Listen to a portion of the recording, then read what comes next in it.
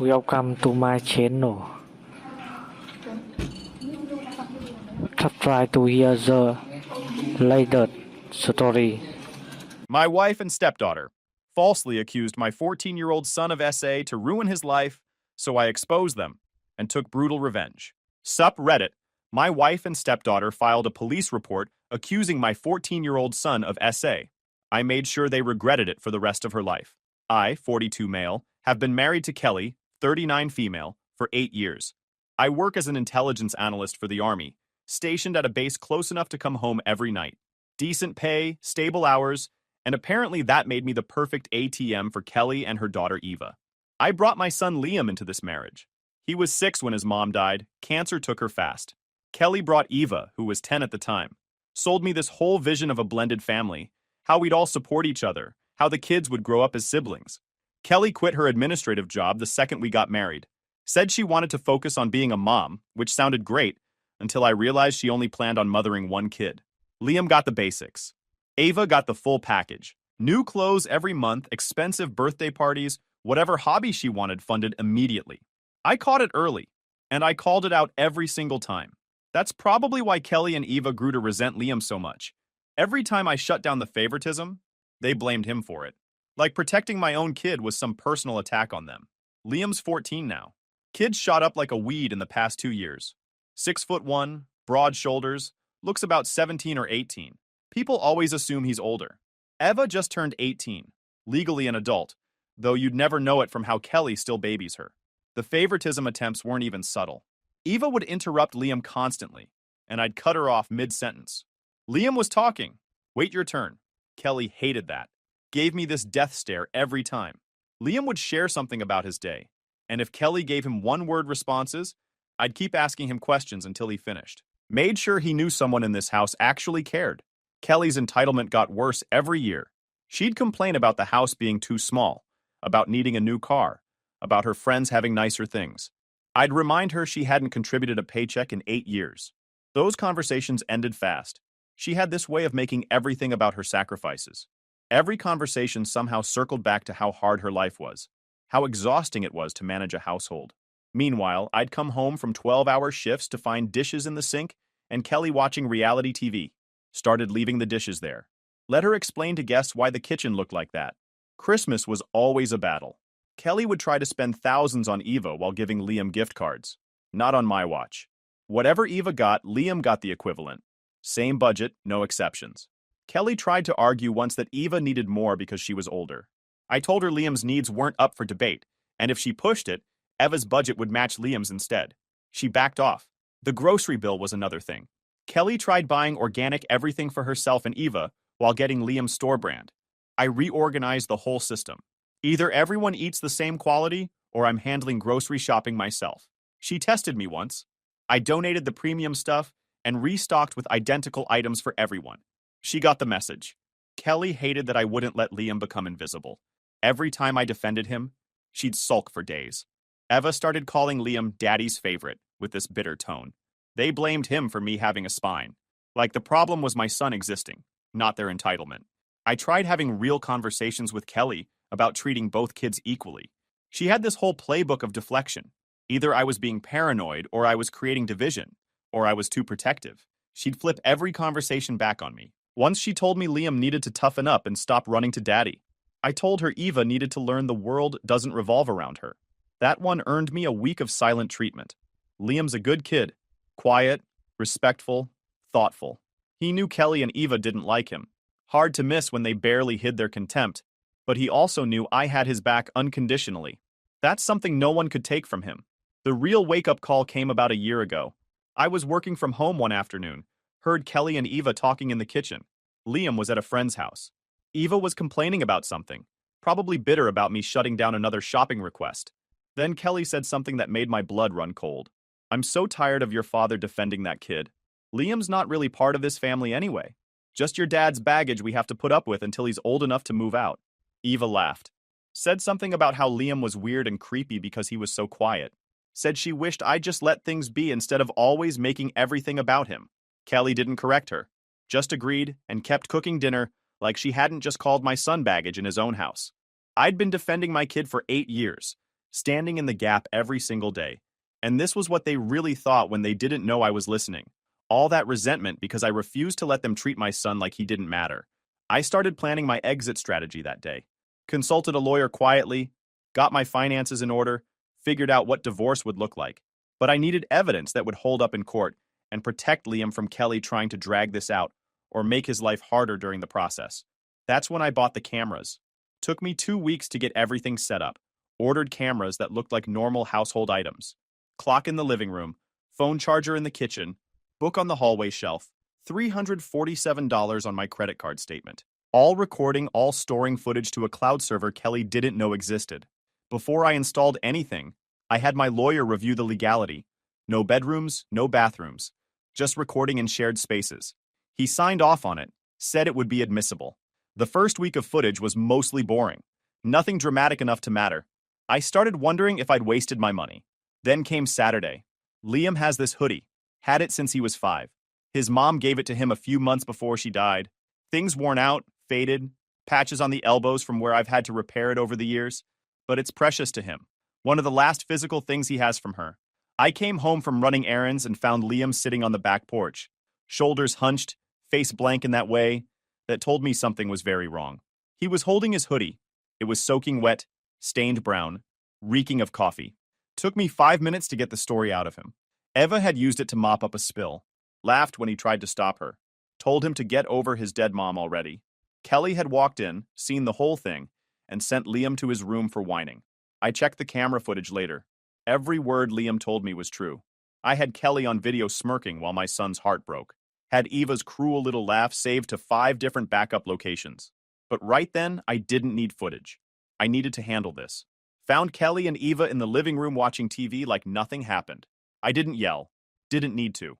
Eva, you're replacing that hoodie's sentimental value with 3 months of chores. Every dish, every load of laundry, every trash run. Miss one and I sell your car. Eva's mouth dropped open. You can't be serious. It was an accident. You used his dead mother's last gift as a cleaning rag, while laughing at him. Pick your next words carefully. Kelly tried to intervene. You're overreacting. It's just a piece of clothing. His mother is dead, Kelly. Mother. That hoodie is irreplaceable. Your opinion on this is irrelevant. I went back to Liam after. Told him Eva would face real consequences. Promised him I was working on making things better permanently. He just nodded. Asked if we could get the hoodie cleaned properly. See if anything could be saved. We took it to a specialty cleaner that weekend. Cost me $85, but they got most of the stain out. Liam's face when he saw it looking almost normal again was worth every penny. Kelly and Eva were ice cold to both of us after that. Good. Let them show their true colors even more clearly on camera. I kept recording, because I knew this wasn't over, and every piece of footage was another nail in Kelly's coffin for when I finally pulled the trigger on this divorce. 2 months after I installed the cameras, everything exploded. Tuesday, March 14th. I remember because it was the day after I'd filed taxes. I got home from work around 6. House felt wrong the second I walked in. Too quiet, too tense. Found Kelly in the living room sitting with Eva, both of them looking serious. Liam was nowhere in sight. We need to talk, Kelly said. Her voice had this practiced concern that immediately put me on edge. Sit down. I stayed standing. What's going on? Kelly put her arm around Eva, who suddenly looked scared. Whole performance felt staged, like they'd rehearsed it. Eva has something she needs to tell you. Something very serious. My stomach dropped. Eva looked at me with big, watery eyes.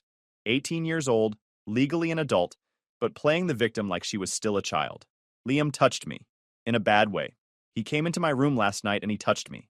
My son. The kid who still slept with a nightlight because he was scared of the dark. Liam, who cried when we accidentally hit a squirrel with the car last year. That Liam. Kelly jumped in immediately, not letting the silence sit. I didn't want to believe it either. But Eva came to me this morning crying. We can't ignore this. We need to call the police. He's big enough to be dangerous. That's when I noticed it. Kelly's phone was sitting on the coffee table. The screen lit up for a second. I caught a glimpse of the notification. Recent calls with a timestamp from 20 minutes ago. Before I'd even gotten home. She'd already made calls. Already set things in motion before even talking to me. Everything in me screamed that this was wrong. But I kept my voice steady. Years of training kicked in. Stay calm. Gather information. Don't show your hand. Where's Liam? In his room. I told him to stay there. He knows what he did. I headed for the stairs. Kelly called after me, said I shouldn't talk to him without supervision, that it could compromise the investigation. Ignored her completely. Found Liam sitting on his bed, looking terrified. He saw me and words tumbled out fast, panicked. Dad, I swear I didn't do anything. I didn't go in her room. I was in bed all night. I don't know why she's saying this. You have to believe me. I sat down next to him. Kid was shaking so hard I could feel it through the mattress. Liam, look at me. I need you to tell me exactly what happened last night. He took a breath, tried to steady himself. I went to bed at 9 like always. Fell asleep watching videos on my tablet. Woke up this morning and everything was normal. Then after you left for work, Eva started crying and told Kelly I did something bad. But I didn't, Dad. I promise on Mom's grave I didn't. I believed him. Not because I was biased, but because I knew my son, knew his character, and because I knew Kelly and Eva even better now, after months of footage showing exactly what they were capable of. This accusation felt like Kelly's nuclear option, her way of getting rid of Liam permanently. Make him a registered offender, destroy his entire future before it even started. Stay here. Don't talk to anyone except me. Not Kelly, not Eva, not anyone who comes to the house. I went back downstairs.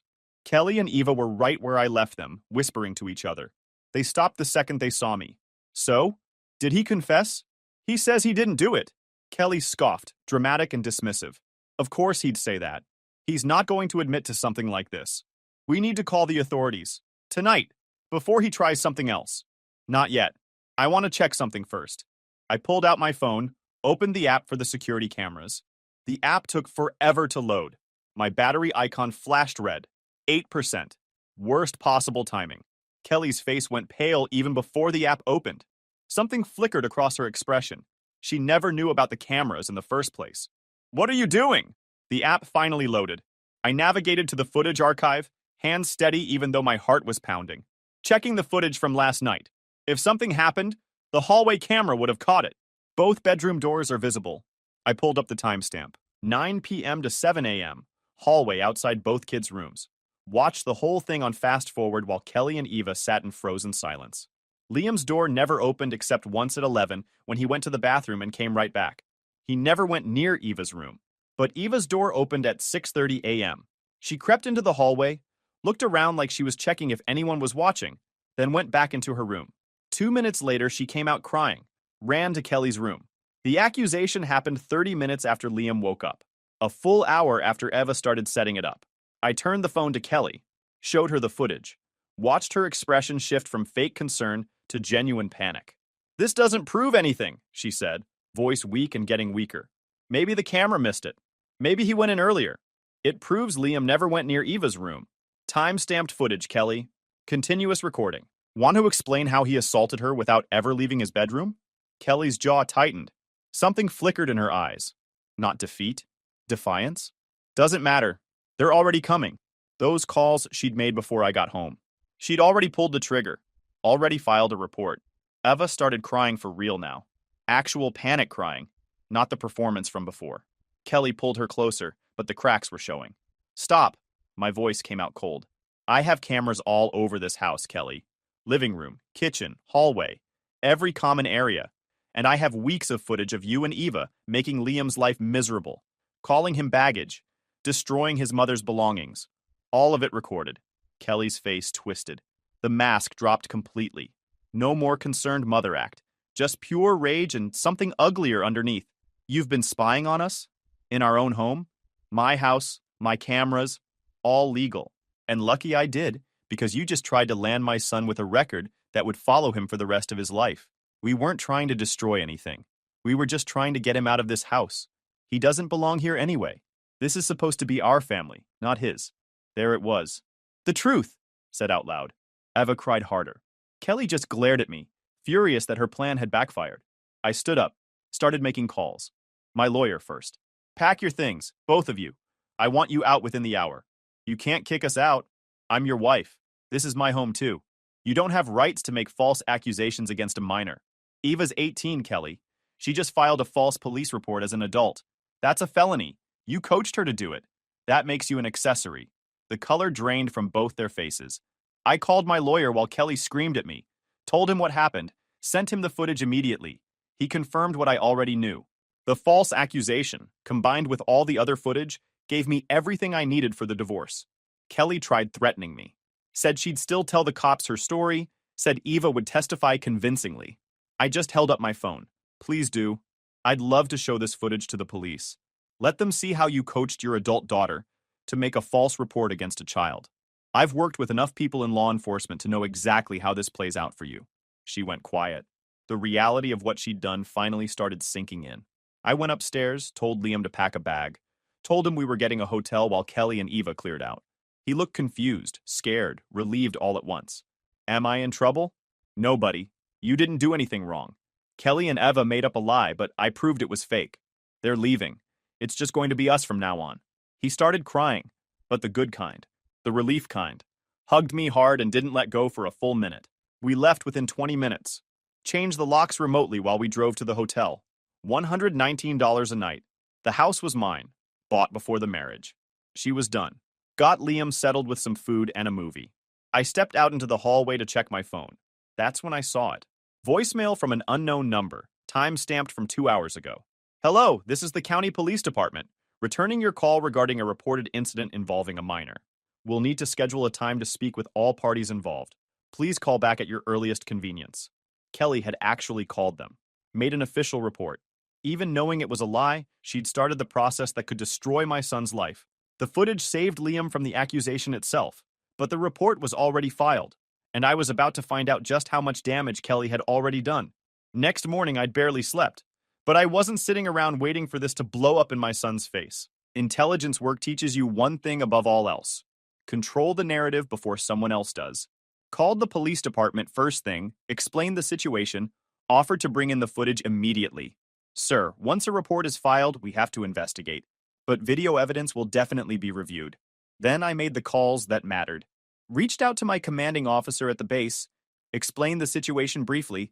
He'd known Liam since he was 7, watched him grow up at base events. His response was immediate. What do you need? Next call was to the principal at Liam's school. Got her before the first bell. This is Liam's father. Before you hear anything through unofficial channels, I need 30 minutes of your time this morning. It's about my son, and I have evidence you need to see. She agreed. I was in her office by 8:15 with my laptop, the footage, and a folder of documentation. Showed her everything. The timeline. The cameras. The footage proving Liam never left his room. Ava's history of antagonizing him. Kelly's recorded statement calling him baggage. She watched it all without interrupting. When it finished, she looked at me with something between horror and respect. Thank you for bringing this to me directly. This changes how we handle any incoming information. I need you to understand something. My son is 14 years old. He's about to be investigated for something he didn't do. If this leaks and his classmates find out before he's cleared, his reputation gets destroyed by a lie. She nodded slowly.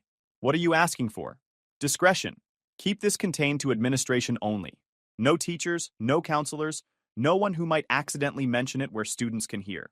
However long it takes for the police and CPS to review the footage and close this. She agreed. Put it in writing. Liam would attend school normally while the investigation happened quietly in the background. The investigation took almost 3 weeks. CPS got involved, which I expected. They visited Liam's school, talked to him privately with a child advocate present. Once they reviewed the footage and took statements from everyone, they closed their file. 3 weeks where Liam went to class, did his homework, hung out with his friends at lunch. 3 weeks where he had no idea how close he'd come to having his entire life derailed by a formal investigation. I didn't tell him about the full scope of the legal proceedings until the day after CPS closed their case and the police called to confirm it was over. The video evidence clearly shows your son never approached the alleged victim's room during the time frame in question. We're closing the investigation with no charges. However, I should mention that filing a false report is a serious offense. We'll be following up with Eva regarding her statement. That evening, I sat Liam down and explained what had happened, what Kelly and Eva had tried to do, why I'd installed the cameras, why I'd handled it the way I did. He was quiet for a long time. Then he asked, "So nobody at school knows?" "Nobody. The principal kept it locked down. Your friends, your teachers, your coaches, none of them have any idea." His shoulders dropped, relief flooding through him. "How did you know to do all that?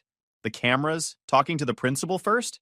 "Because protecting you is my job, and I take my job seriously." That night, he actually ate dinner, talked about his day, mentioned a girl in his history class he thought was cute. Normal teenage stuff. I called my lawyer that night, told him I wanted to pursue everything, not just divorce. I wanted Kelly and Eva to face real consequences. Eva's 18. She filed a false police report as an adult. That's a crime. And I have evidence she did it deliberately. With coaching from Kelly, I want charges pressed. My lawyer was quiet for a moment. Are you sure? This will escalate things significantly. She tried to destroy my son's future with a lie. The only reason his classmates aren't calling him a predator right now is because I got ahead of it. Yeah, I'm sure. We filed everything the next day. The police followed up with Eva. Without Kelly there to coach her responses, Eva crumbled under questioning, admitted she made it up, said her mom told her it was the only way to get Liam out of the house so they could have a normal family. Eva was charged with filing a false police report, felony charge. Her tearful apology to the officers didn't matter. The law was clear. Kelly tried to lawyer up, claimed she had nothing to do with it. But I had the footage, had her on camera telling Eva that Liam wasn't really family, had weeks of documentation showing a pattern of behavior designed to push Liam out. The divorce proceedings started immediately, though nothing in family court moves fast. We went through mandatory mediation, which failed spectacularly. Kelly came out swinging, demanded half of everything plus spousal support. Her lawyer painted her as a devoted wife and mother to Eva. My lawyer played the footage. The judge watched Kelly call Liam baggage, watched Eva destroy his dead mother's hoodie while Kelly smirked, watched the timeline of the false accusation unfold. Counselor, your client needs to seriously reconsider her demands. Because from what I'm seeing, she's lucky I don't recommend charges for conspiracy. Because I owned the home before marriage and had documented evidence of her behavior, Kelly walked away with very little. No spousal support, no claim to the house, a small settlement just to finalize things quickly. But the real victory was the protection order. Kelly couldn't contact Liam directly, couldn't show up at his school, couldn't interfere with his life in any way. Neither could Eva, who was now dealing with her own legal problems. The divorce was finalized on July 18th. 8 years of marriage dissolved because Kelly couldn't treat a kid with basic human decency. 5 months after the divorce, things were finally stabilizing. Liam was thriving at school. Same friends, same activities, same life. Just without the toxicity waiting for him at home every day. The house felt different now. Quieter, but in a good way. No more walking on eggshells. No more wondering what mood Kelly would be in when we got home. Just me and my son, finally able to breathe. Kelly and Eva didn't go quietly, though. The day I changed the locks, they showed up with a moving truck and 2 of Eva's friends to help load furniture. Kelly tried to take things that weren't hers. The leather couch I'd bought before we even met. My grandmother's china set. Even tried to grab the TV out of Liam's room. I stood in the doorway with the property settlement agreement in hand. You get what's listed, nothing more. Kelly's face twisted. You can't do this. 8 years I gave to this family. 8 years of my life. 8 years of making my son feel like an intruder in his own home. 8 years of favoritism I had to fight every single day. You want to talk about what you gave? Let's talk about what you tried to take. Ava stepped up beside her mother, arms crossed. This is ridiculous. We have nowhere to go. Should have thought about that before you filed a false police report. Should have thought about it before you tried to label a 14-year-old as a predator. They loaded what they were entitled to. Took about 2 hours. The whole time, Kelly kept making comments under her breath. About how I'd tricked her. About how she never should have married me. About how Liam had poisoned everything from the start. I recorded every word on my phone, just in case. When they finally pulled away, Eva was crying in the passenger seat. Kelly didn't look back. Just drove off toward whatever future she'd carved out for herself. A month later, I heard through mutual friends that they'd moved into Kelly's sister's basement. 2-bedroom house, 4 adults, 1 bathroom. Eva was sleeping on an air mattress in the corner of the laundry room. Kelly started showing up places she shouldn't.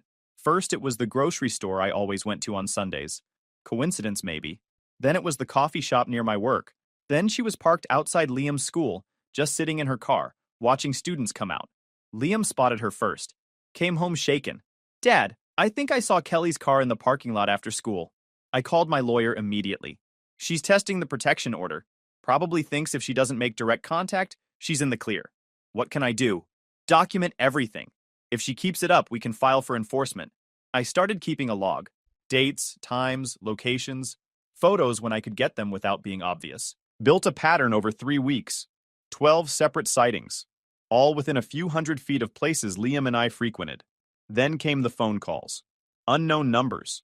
always hanging up after one ring. Voicemails that were just breathing. Nothing I could prove was Kelly, but the timing was too perfect. Filed the enforcement motion with everything I had. Hearing scheduled for April 3rd. Kelly showed up looking rough. Weight she'd lost, circles under her eyes. Eva sat behind her in the gallery, chewing her nails. The judge reviewed my documentation, the sightings log, the phone records showing calls from burner numbers, the photos of Kelly's car at various locations. Can you explain why your vehicle was photographed outside your stepson's school on 3 separate occasions? Kelly's lawyer tried to spin it, said she was just driving through the area, said it was a free country. A free country with protection orders, the judge replied, which exists specifically because your client's behavior warranted court intervention. More evidence came out. My lawyer subpoenaed Kelly's sister, who reluctantly admitted that Kelly talked constantly about getting back at me, about how unfair everything was, about how she'd make sure I regretted humiliating her. Eva tried to claim she had nothing to do with any of it, but her phone records showed she'd been making those hang-up calls from a prepaid phone purchased with her debit card. The judge wasn't amused.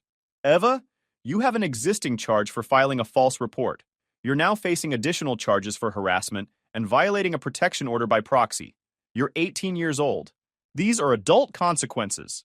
Eva broke down crying. Kelly tried to intervene, said Eva was troubled, needed help, not punishment. You're the one who's been stalking your ex-husband and stepson. Your daughter was helping you. That's not trouble. That's a choice. Kelly's lawyer tried to argue, but there was no defense. Evidence was overwhelming. Eva was offered a pre-trial diversion program. If she completed it and stayed clean for 2 years, her record would be sealed. Any further contact with Liam would mean immediate jail time. Kelly received 30 days in county jail for violating the protection order. Due to overcrowding, she served 10. Watching them lead her out in handcuffs, I felt nothing. Just tired. But I still wasn't done. Filed a civil lawsuit against both Kelly and Eva. Defamation, intentional infliction of emotional distress, harassment. Named every incident, attached all evidence, calculated every dollar of damage. The wheels of justice don't turn fast, but they do turn.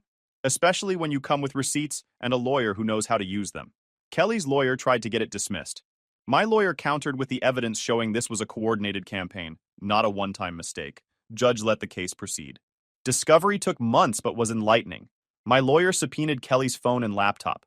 Texts showed she'd been planning the false accusation for weeks before it happened. Messages to her sister about how to make Liam leave. Emails to Eva with subject lines like, the plan and next steps. A deleted note titled Eva Statement Draft, dated February 21st, 3 weeks before the accusation. She'd planned every detail. Written out what Eva should say, how she should act, when to cry. Even included reminders to keep the timeline vague so cameras couldn't disprove it. Except she forgot I had cameras. And she forgot that deleted doesn't mean gone forever when lawyers get involved. Trial was scheduled for the following March, almost a year after I'd filed. Kelly tried to settle 3 times before we got there. First offer was an apology and a couple $1,000s. I rejected it. Second offer was the same apology with a public statement admitting the accusation was false. Rejected that too. Third offer was adding her entire divorce settlement on top. I thought about taking it. But then I thought about what would have happened if I hadn't gotten ahead of this. If I hadn't called the principal first. If I hadn't had cameras running. Rejected the offer. Wanted this on public record. Trial lasted 4 days. First day, my lawyer laid out the timeline, showed the false accusation, the police investigation, the stalking campaign after the divorce. The opposing lawyer tried to paint Kelly as a concerned mother who'd overreacted. My lawyer asked why a concerned mother would draft an accusation statement 3 weeks in advance. Second day, we played the footage. Kelly on camera saying Liam was baggage.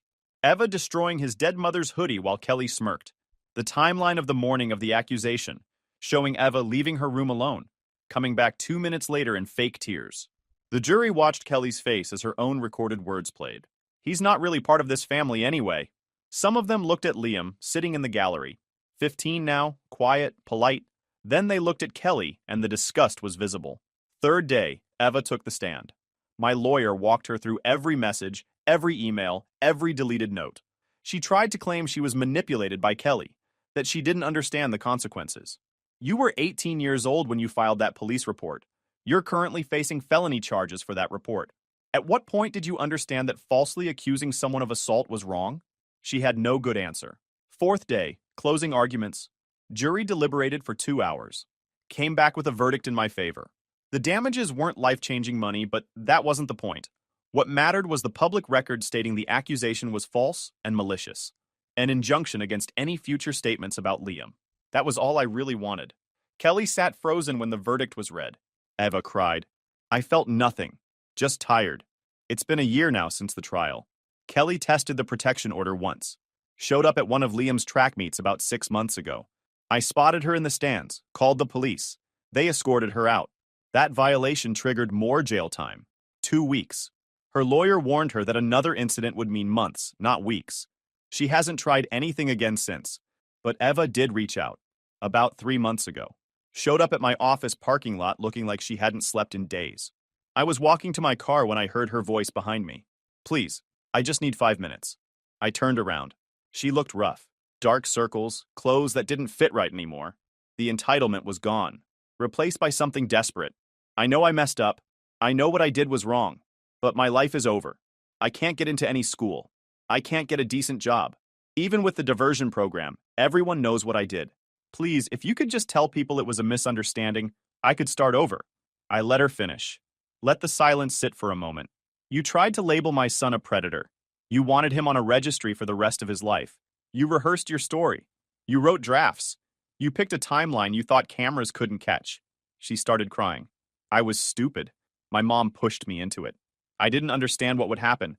You were 18, an adult. You understood exactly what would happen to Liam. You just didn't think it would happen to you. She reached for my arm. I stepped back. Please, I'm begging you. I'll apologize to Liam. I'll do whatever you want. Just give me a chance to fix this. You had 8 years of chances. Every single day you could have treated him like a human being. You chose cruelty instead. Now you're standing in a parking lot asking me to erase consequences you earned. I walked to my car. Opened the door. The answer is no. And it's going to stay no. Forever. Drove off. Watched her shrink in my rearview mirror. Felt nothing. Liam's doing great. Transferred schools, made new friends, joined art club, won second place in a regional art competition last month. Hung the ribbon next to a photo of his mom. We repainted his room last weekend. Navy blue with silver accents. While rolling paint, he asked, Dad, do you think they'll ever stop hating us? Maybe not, but they tried to destroy your life and failed. You're still standing. That's what matters. He nodded. Kept painting. Last week he brought home a permission slip. Overnight field trip. 3 days of camping. 6 months ago, he would have assumed the answer was no. Think I should go? Absolutely. You've earned it. Real smile. Not the careful one he wore around Kelly. He asked if he'd ever fully get over it. I told him the truth. Some things leave marks. But marks aren't damage. They're reminders of what you survived. He thought about that. Then said, I'm glad it happened. Not the bad stuff, but finding out who you really are. That you'd fight that hard for me. I just hugged him. That's everything. If you enjoyed this video, please hit that subscribe button. It really helps the channel and help us bring you more and better stories. Thanks.